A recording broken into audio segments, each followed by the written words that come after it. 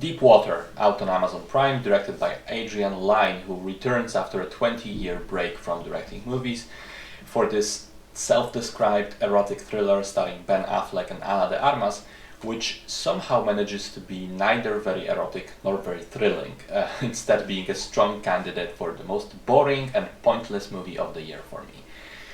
In the film, we are seeing an unhappy marriage between Ben Affleck and Ana de Armas. She's a constantly drunk, party-loving girl who likes to have fun, including with other younger men. Sometimes essentially out in the open, as if she was taunting Affleck to do something about her cheating.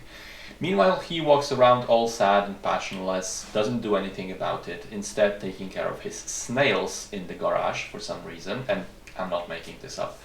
But one day he begins to threaten one of the young guys with murder, and then one of those young guys does in fact end up dying. And so, does he murder them, or doesn't he? Who knows? Or more importantly, who cares?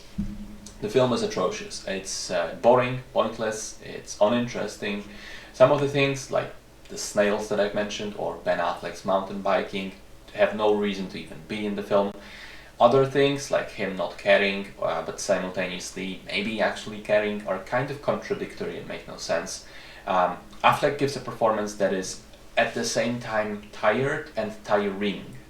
He seems like a charisma vacuum in every scene he's in, which was odd to me because earlier this year he was super likable in The Tender Bar. So to see him be this awful, it's baffling how anyone could have directed him this way. Ana de Armas is slightly better in terms of the performance, but her character isn't written very well either. Some of the editing choices are weird, and story-wise the movie feels like there are scenes missing from it. The climax is meant to be this very tense and serious scene, but I couldn't help myself and I just laughed all the way through it. Just the absurdity of the stiff dialogue, of Tracy Letts' character being in a very specific place at a very specific time for no reason at all other than provide conflict and move the story.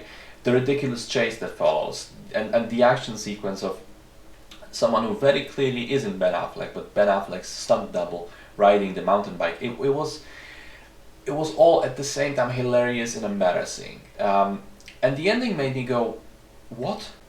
That's it? It just sort of ends without any resolution? I was upset before realizing that means I no longer have to watch this film, at which point my frustration turned into relief. So stay away from this one. It's not worth anyone's time.